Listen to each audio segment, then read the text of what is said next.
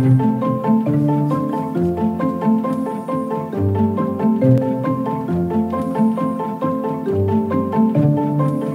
particularité, c'est que je ne suis pas marin du tout. Alors l'incohérence du fait de ne pas être marin et de connaître la mer va vous montrer finalement pourquoi la cohérence devient vitale en mer. Paradoxalement, en mer, c'est pas nous qui décidons. On a fait des choix à terre qu'on assume en mer. Et c'est cette cohérence qui va vous permettre d'aller au bout et de rendre votre voyage, et notamment le voyage que je vais vous raconter, vital.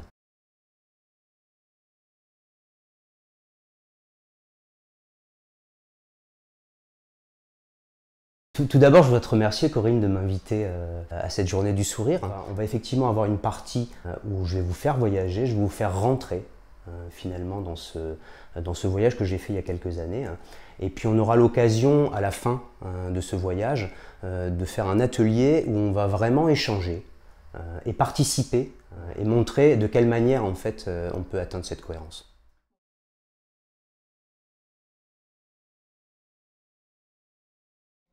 Vous allez vivre une expérience que j'ai vécue il y a quelques années, alors on va la faire à terre, mais je vais vous transporter en mer, qui est un endroit qui est relativement instable et où la cohérence a toute sa grandeur.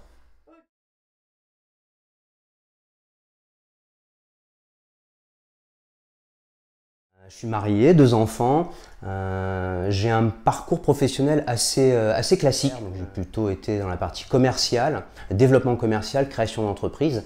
Et puis il y a quelques années, j'ai fait un choix différent.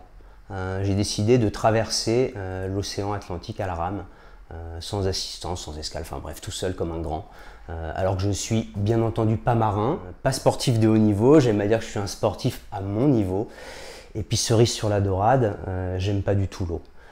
Voilà, donc la particularité de la cohérence, c'est que parfois ça paraît incohérent pour les gens, mais en fait je vous montrerai que c'est tout à fait l'inverse. On aura l'occasion d'en parler le 14, donc je vous invite à venir le 14, ce sera convivial, c'est la première des choses, intéressant évidemment, et participatif.